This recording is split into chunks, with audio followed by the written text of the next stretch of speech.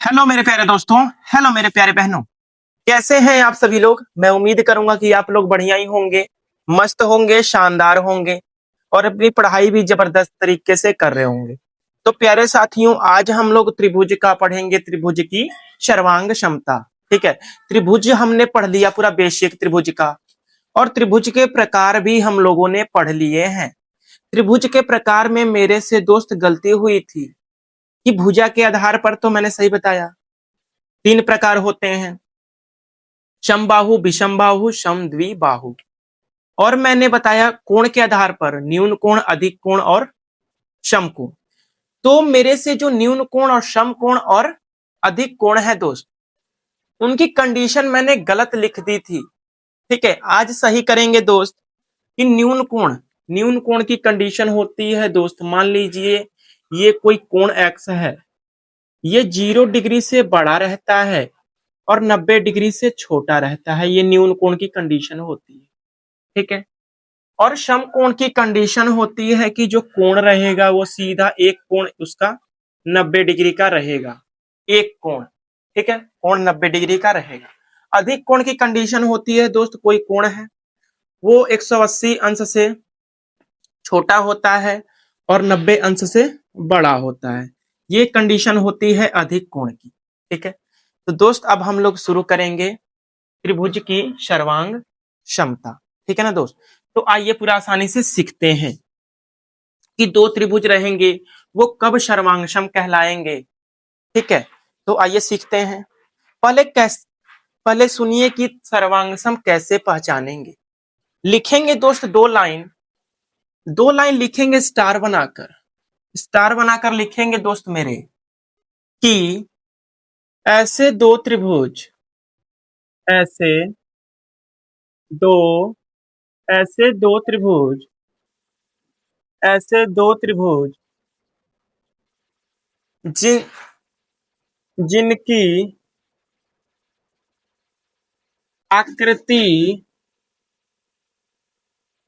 जिनकी आकृति और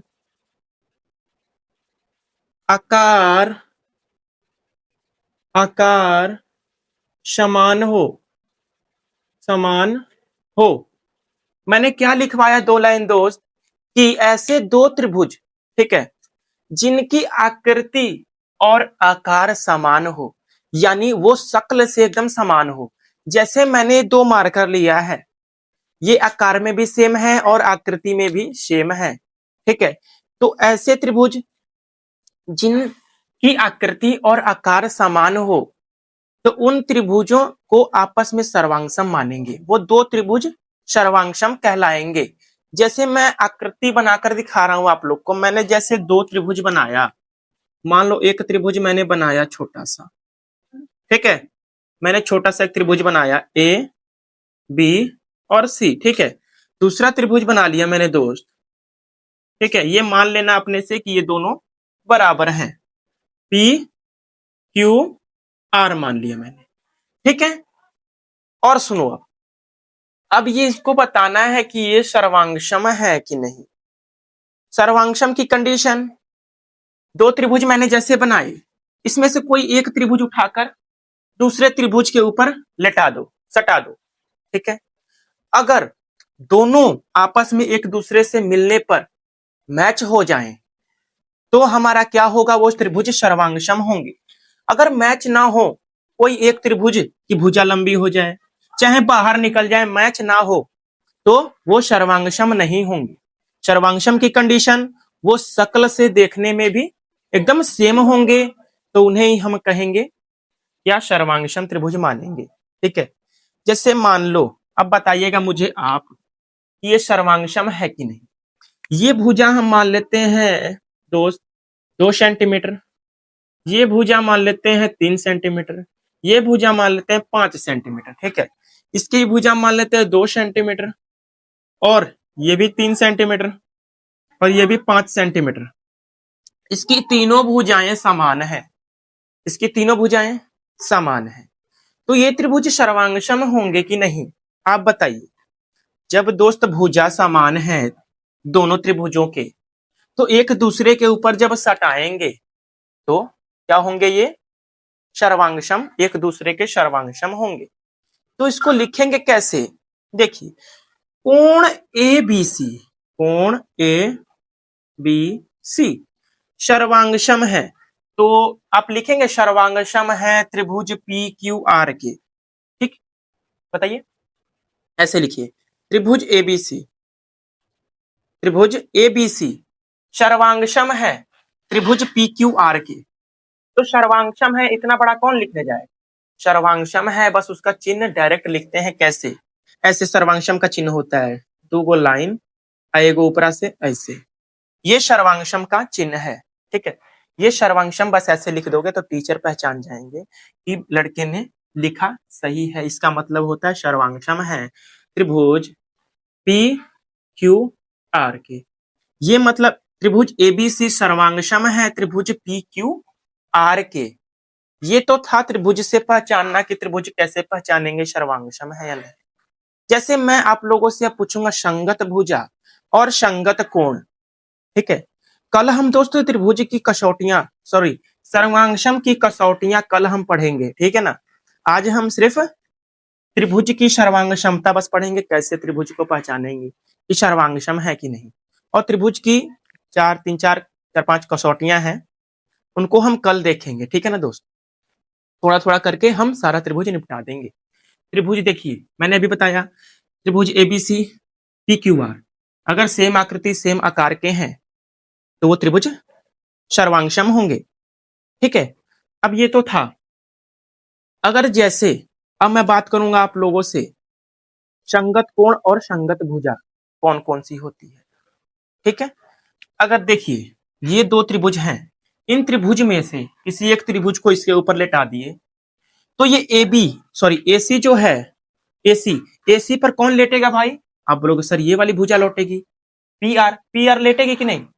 जैसे इसको जैसे त्रिभुज बनाया, ये था, देखो ये था ए बी सी, इसको लेटाए इधर तो पी आर भुजा एसी पर लेटेगी। ठीक है, और पी क्यू ए बी पर लेटेगी और क्यू आर बी सी पर लेटेगी, लेटेगी ना। मतलब जो भुजा जिसके ऊपर लेटेगी वो संगत भुजा, आपस में संगत भुजा होंगी। तो एसी का संगत भुजा, एसी का संगत भुजा पी आर। ठीक है, एबी की संगत भुजा पी क्यू और बीसी की संगत भुजा ये क्यू आर। ठीक है, इतना आप लोगों ने संगत भुजा मान लिया। हो गया संगत भुजा, क्लियर हुआ क्या? जो त्रिभुज को एक दूसरे के ऊपर लेटाएंगे, जो जो त्रिभुज को दूसरे त्रिभुज के ऊपर लेटाएंगे तो एसी के ऊपर कौन लेटेगा बाबू? P R लेटेगा। तो ये आपस में संगत भुजा हो जाएंगे। अब बात करते हैं संगत कोण की।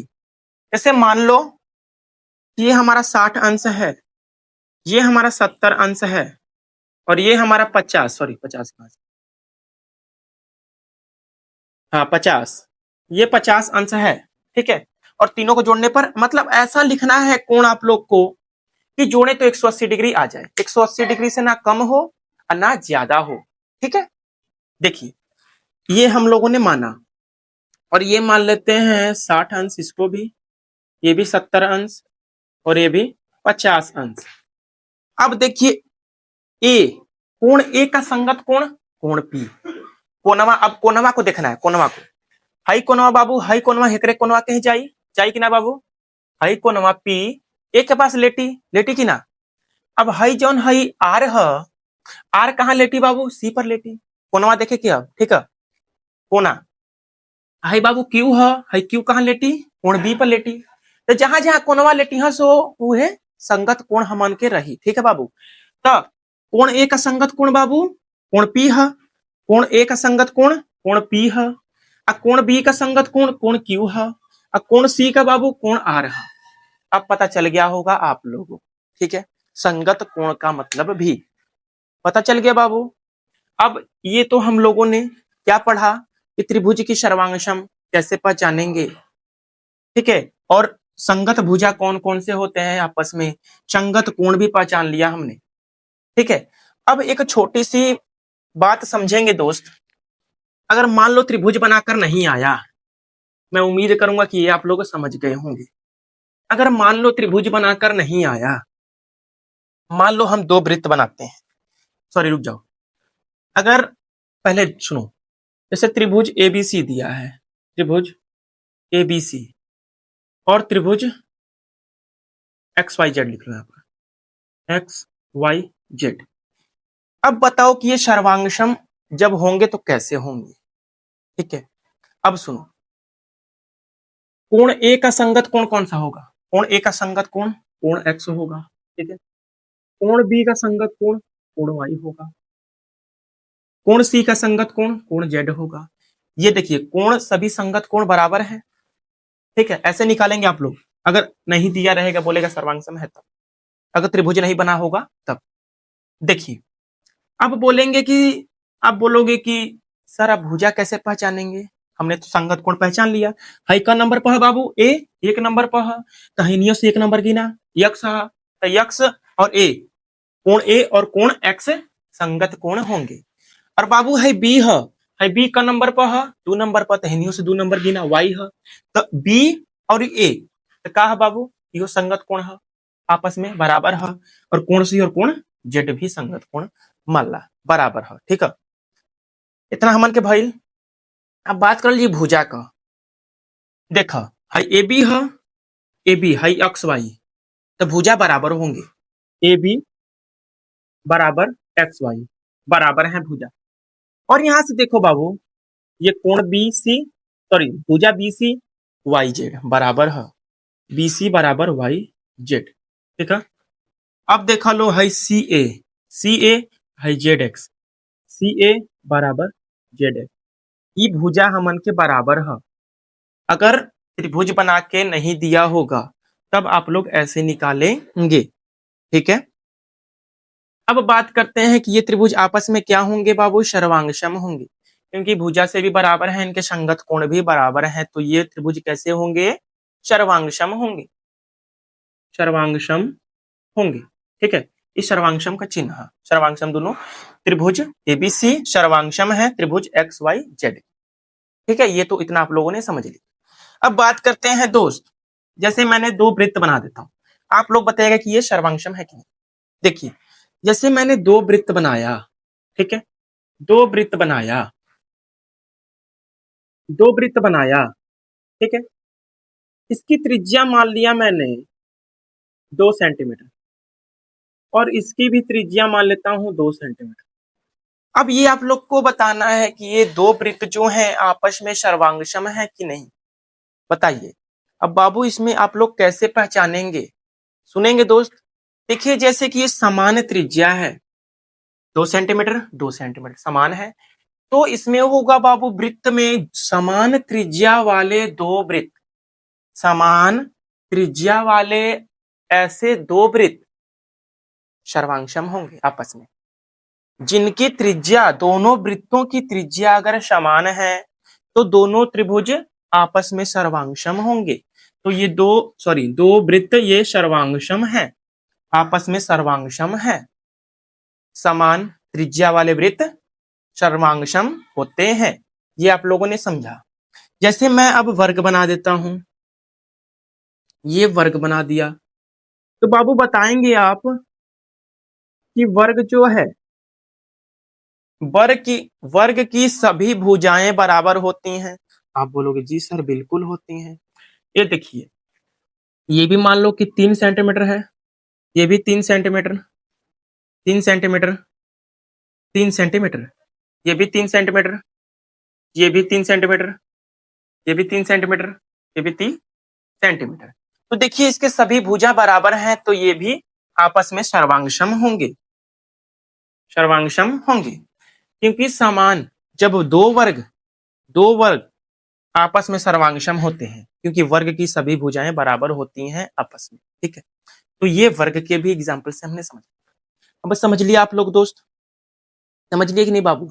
मैंने क्या बताया कि समान त्रिज्या वाले दो वृत्त सर्वांगसम होते हैं और समान भुजा वाले वर्ग भी सर्वांगसम होते हैं आपस में। ठीक है ना, इतना हम लोगों ने आज त्रिभुज की सर्वांगसमता पढ़ लिया कि त्रिभुज कैसे सर्वांगसम होते हैं। ठीक है, कहीं कुछ छूटा दोस्त, कहीं कुछ छूटा, बोलोगे नहीं सर हमने संगत कोण भी पढ़ा और संगत भुजा भी पढ़ा। ठीक है, तो मैं उम्मीद करूंगा कि ये वीडियो आप लोगों को बढ़िया तरीके से समझ आई होगी, सर्वांगशम भी पहचान जाएंगे, मैं उम्मीद करूंगा। सर्वांगशम का भी चिन्ह आप लोगों ने देख लिया। ऐसे मत लिखना कि त्रिभुज एबीसी सर्वांगशम है त्रिभुज पी क्यू आर के। इतना बड़ा क्यों लिखोगे बाबू? बस लिख देना त्रिभुज एबीसी सर्वांगशम है त्रिभुज पी क्यू आर के। बस इतना आप लोग लिख लेंगे तो टीचर जो चेक करने वाले हैं समझ जाएंगे, चेक करके आगे बढ़ेंगे, नंबर दे देंगे बढ़िया सा। ठीक है, तो दोस्त आप लोग बोर्ड में कॉपी बढ़िया तरीके से लिखना, बस साफ सुथरी रहनी चाहिए। ठीक है, अगर अच्छे टीचर के पास आपकी कॉपी लगी तो बस राइटिंग देखकर नंबर देते हैं यार, सीरियस बता रहा हूँ, मैंने भी दिया है पेपर। ठीक है, और अच्छे से पेपर दीजिएगा आप लोग। तो दोस्त कैसी लगी ये वीडियो? बीचा में हम भोजपुरियो बोलत रहनी है बाबू, ठीक है, समझावे खातिर बड़ी बढ़िया भोजपुरी बोली ला। ठीक है बाबू, अब बताइए लो कमेंट में कि कैसन बोलने ही सही लगल कि ना तो हम लोग के। अब हम चलब यहाँ से, अच्छा से समझ जाइए लो बाबू। काल हम पढ़ाई भी याद रखिए लो सर्वांग क्षमता की कसौटियां। ठीक है, तो हम बाबू त्रिभुज पढ़ा देले हैं, त्रिभुज के प्रकार भी पढ़ा देले हैं। अगर वो दोनों वीडियो ना देख ले होगा लो तो हम लोग, तो वो दोनों का लिंक हम इसी वीडियो के डिस्क्रिप्शन में प्रोवाइड करवा दे। ठीक है, तो वहां से जाके एक क्लिक कर लो, वो वीडियो पर पहुंच जाइए। ठीक है बाबू, अब हम चलम, ध्यान रखिए लो अपना, टाटा बाय बाय।